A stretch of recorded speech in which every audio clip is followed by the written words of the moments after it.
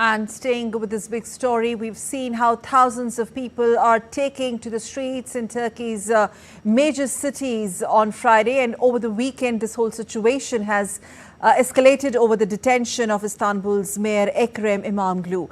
Well, he is known to be an outspoken critic of President Recep Tayyip Erdogan. And the latest being that on Sunday, that is today, a court has jailed him and formally charged the mayor pending a corruption trial.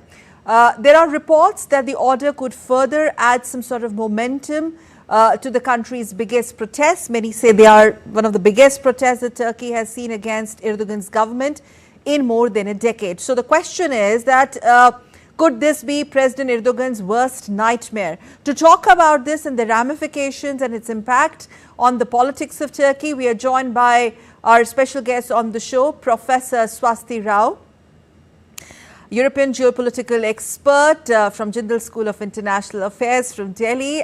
Thank you very much, Swasti. It's always a pleasure to have you on my show. Thank you for joining. Yes.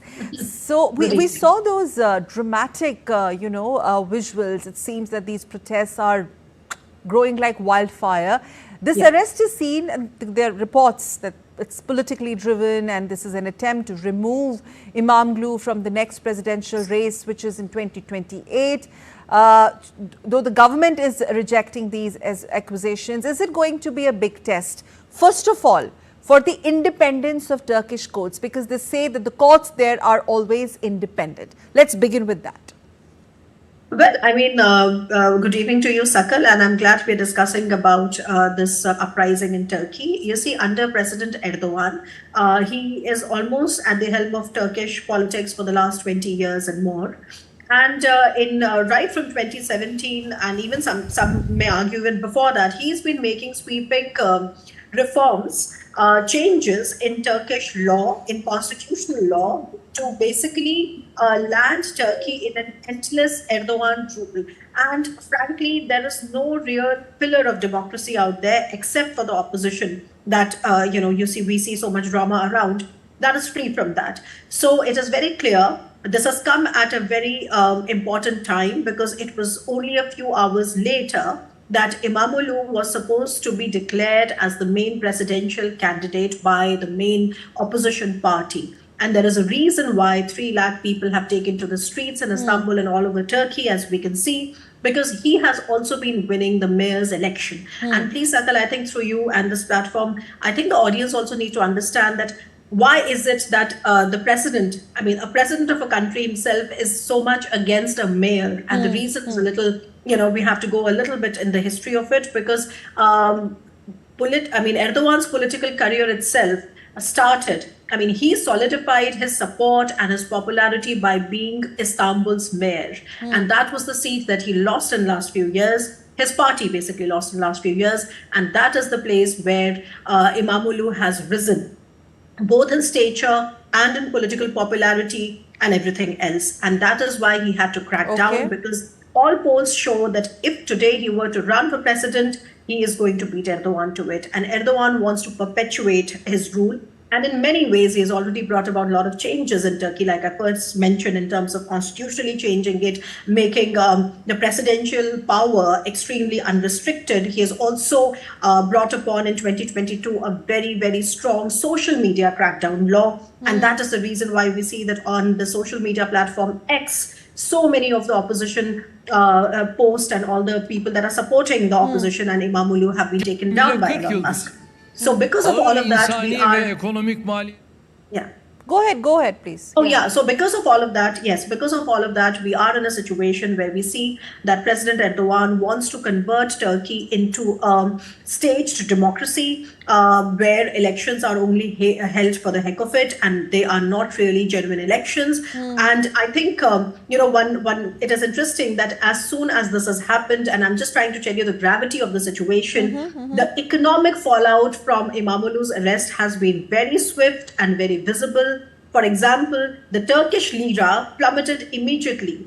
And the Okay. central bank of Turkey had to spend an estimated $11 billion in a single day to stabilize it. That So shouldn't these augur are the well things. for the state of economy for Turkey. So, having said that, Swasti, now look at the investigations. As part of an investigation in the allegations is also about aiding the so-called outlawed Kurdistan Workers' Party. Many would question this also. President Erdogan is talking about, well, he has slammed allegations like street terrorism on the mayor's party. Yeah. Well, I mean, it's staged. That is why when you hear most of the analysts, whether they're in Turkey or that are specializing in Middle Eastern affairs or Mediterranean affairs, I mean, if you hear them out properly, this is extremely staged, like I said, because which party does Imamoglu belong to? Imamoglu belongs to the CHP. In English, it can be translated as the Republicans People's Yeah. Party, which is the main opposition party. And notably, CHP was founded by Mustafa Kemal Atatürk, who was the first president and founder of the Turkish Republic.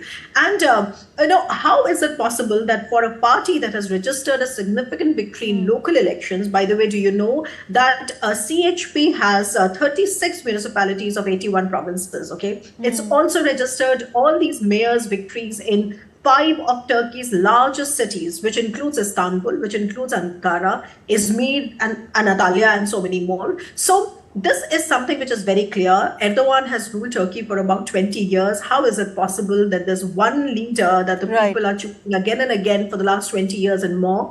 And he has been accused, like I said, of perpetrating Turkey's slide into authoritarianism. Now, what is interesting here is, I mean, so just to conclude this discussion, Sakal, I do not buy the argument that, Imamoglu was really involved in these scandals. That has been pretty much the playbook of Erdogan for many years now. But what I have been finding interesting is the international response to this situation. Because on the one hand, of course, US has not said much under Donald Trump. But I've been following what the Europeans have been saying about it, because usually interesting. the Europeans are extremely critical of Erdogan and his style of rule and his style of governance. Okay. But right now, because Turkey is playing such an important role in Ukraine, Europe finds itself so vulnerable there, and also because Turkey has found a newfound, influence in Syria after the debacle that happened there, some months ago. That everybody has kind of softened their stance on what is happening, and it is just Imamoglu who is supported by these 3 lakh people who have taken to streets, and let's see how far this goes. Yes. So this is this convenient radio silence from Europe as of now. Added to that, Donald Trump. We don't know how is this going to really pan out from here. But Swasti, the arrest does not prevent his candidature or candidacy as and election as a president. If he is convicted of any of these charges against him, he would not be able to run. If you could just explain the impact of all this furor on the streets and the courtroom drama and its impact on his candidature. Mayor's candidate. From Erdogan's perspective, he has done everything possible to stifle completely, Imamoglu's candidature, because it's not just the long battle that he's going to be fighting in the courts. That's one. But if you, I don't know if you noticed, but it's also the university. I think it's in Istanbul, the main university, has also annulled his bachelor's degree. Yes. In Turkey, you cannot run for president if you don't have a university degree. So what I'm trying to underscore here is that Erdogan is not leaving a single stone unturned. So in trying to sort of, drive his candidature null and void through the university, so that's a procedural thing, through courts, through corruption and embezzlement charges, and also by crackdown on social media and all his protesters. And yet you see that in one night alone, there have been more than 300 arrests. So I think this is going to go a long way. One will see. I personally do not see that this is really going to change the situation in the favor of Imamoglu. Let's see when he's able to make a comeback. But for now, the grip of President Erdogan seems to be quite strong on all these different pillars of Turkish, governance. So I think we will have to Swasti, one final question. Yes, one final. We're really running short of time. So this largest wave of street demonstrations that make such, dramatic visuals on TV. And we've seen this more than in more than a decade. So this is a clear challenge to Erdogan's might. He has been one of his most formidable political rivals. How do you see this? Is this going to be Erdogan's worst nightmare in terms of the wave of reactions that is coming from the people now? They are questioning Erdogan.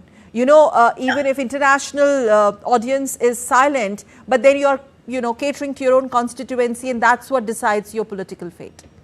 Yeah, so very quickly, I mean, frankly, what happens to Imamoglu is something that we will all see, because, like I said, that it's been complicated by Erdogan in so many ways. But the fact of the matter is that right now Erdogan has already made certain changes to the constitution. But if he wants to now run for the third term, he will have to either amend the constitution or call for early elections, and the elections are scheduled for 2028. So, and we are still in 2025. So, I think Erdogan would rather change the constitution, and if he wants to change the constitution, he is going to need the support of CHP, Imamoglu's party, which is the second largest party in Turkey's parliament after Erdogan's own party. So we will see how it goes. This is definitely a challenge that Erdogan is finding very difficult, to manage, because of the people, that have taken to the streets. So despite the fact that Turkey has had such massive crackdowns on social media, on people's ability to gather and assemble, just like you would see in a country like China, for example, or Russia, which are pretty much staged, democracies. China, though, is not at all a democracy anyway. So despite all these factors, you see that there are 3 lakh people that have taken to streets. So naturally, this is a nightmare for Erdogan, and it will be a test on, frankly, what kind of a power is he able to wield under the current circumstances. And I think the economy is also going to play a major role. So I will wait and watch how this goes, but for sure this is something which has taken Middle Eastern and Mediterranean politics by storm. And my last point here, Sakal, you've been very kind with time, but the last point here is that I think a lot of people also need to understand that Turkey, when it started really supporting Europe in the war in Ukraine, started talking about Turkey's accession into the EU. I think it's not going to happen, and certainly not with what has happened in Turkey right now. So that chapter should be closed for now, that Turkey is never going to make it to the EU. Well, it is a member of the NATO, of course, but never to the EU. We'll have to see how this pans out from here, but clearly it's grabbed international headlines. Thank you very much, Swastika. Always a pleasure talking to you. Thank you.